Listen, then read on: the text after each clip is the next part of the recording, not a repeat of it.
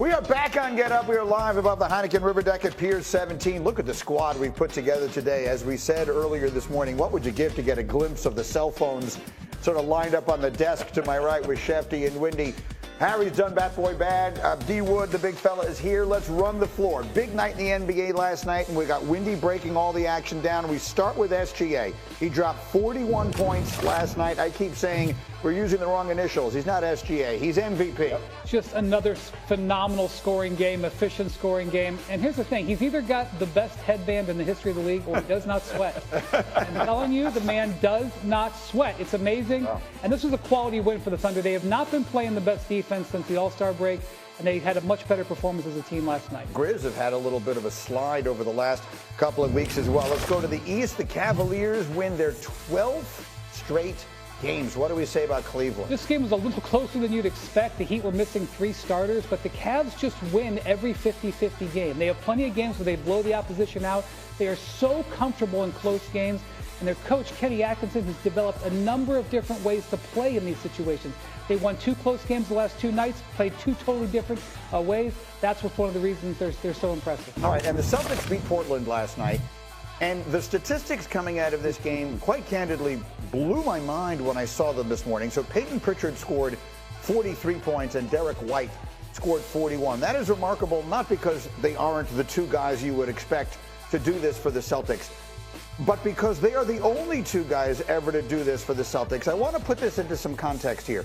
The Boston Celtics have played basically 2/3 of the games in their entire franchise history with 2 Hall of Famers in the lineup. And that doesn't even include the ones who are on their roster now. So it's really probably more like 70% of their games. They've had 2 Hall of Famers in the lineup. And still, this is the first time they've had 2 players go for 40 in the same game. I don't know about you, but that blew my mind when I saw it in the packet this morning. Yeah, let me say something else. They're playing the Blazers. The Blazers are playing for playoff positioning. I know that they haven't been around the last couple of years. They were playing to win this game.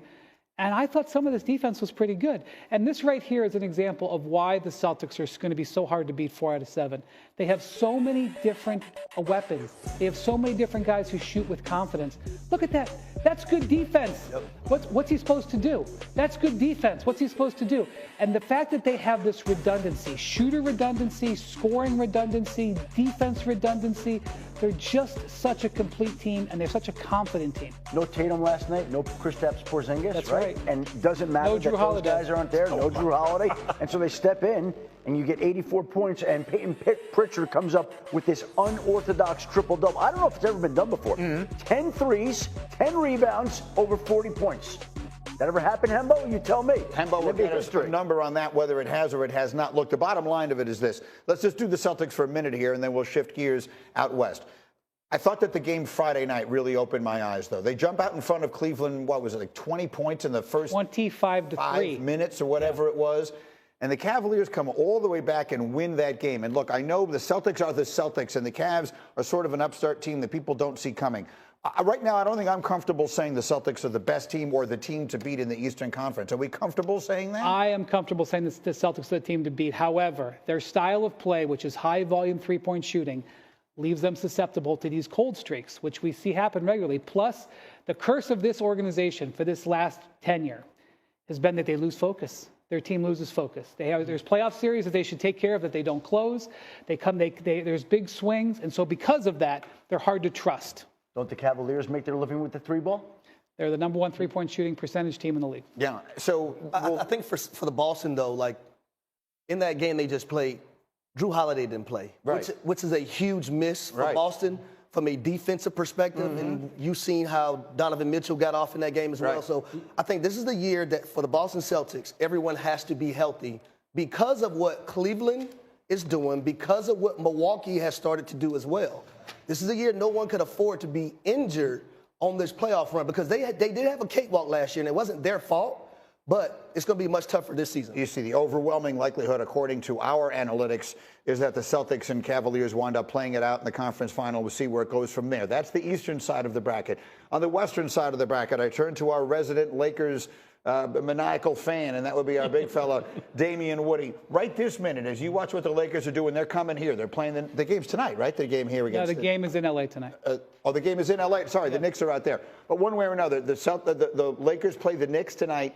They play the Celtics Saturday night on ABC, which you pointed out as must-see TV. The Lakers are going into an interesting little stretch in their schedule right now. Have Luka and LeBron turned into the best show in all of sports right now? Absolutely. First of all, we're talking about the Lakers. We are the preeminent sport franchise in sports, especially in NBA. Then you talk about the trade, the biggest trade in NBA history, bringing in a 25-year-old superstar and Luka Doncic to the Los Angeles Lakers. You combine that with what LeBron is doing. And, oh, by the way, the Lakers acquiring Luka it's like LeBron is like Benjamin Button. He's aging backwards with the way he's playing right now. But for me, I've never worried about the offense with the Lakers.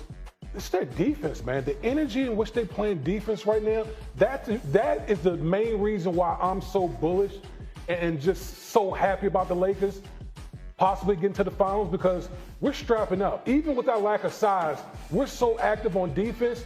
I just feel like we can play with anyone. Last couple of games, Luka has really come alive offensively. So it seems like he's getting his legs back. Without question. Austin Reeves probable to return tonight from his leg injury. So watch for some offense. And really watch the next 10 days in the Lakers, because if you're excited about them now, they're about to get tested. I'm actually very anxious to see how they do in this test. But didn't you say that before, Wendy? Like they had a stretch where they had the Clippers and all that, and you were like, you know what? Watch the Lakers, and they just... I didn't actually think that was as tough of a stretch. It was said at ESPN, and I was just keeping quiet during those segments. This is the stretch. And by the way, I'm not like saying they're going to get knocked out. I'm just saying this is going to test them. So they got the Knicks tonight. Tough opponent, although that's starting a West Coast trip. Why they're 35% to win, I wonder if the BPI knows something I don't, because I think that Luka, LeBron, and Austin should be flipped, right? Well, at least 50-50. All right, now they come east. They will be here in a couple days, Greeny.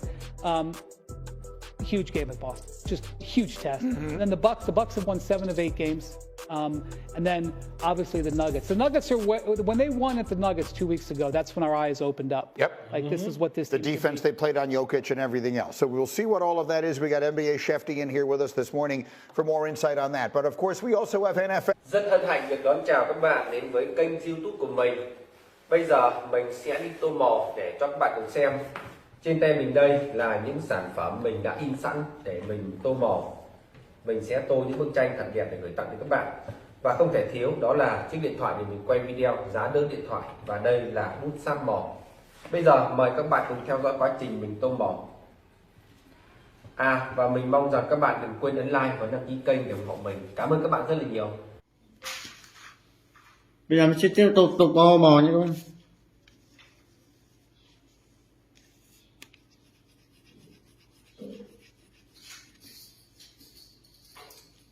Chọn màu cam này luôn.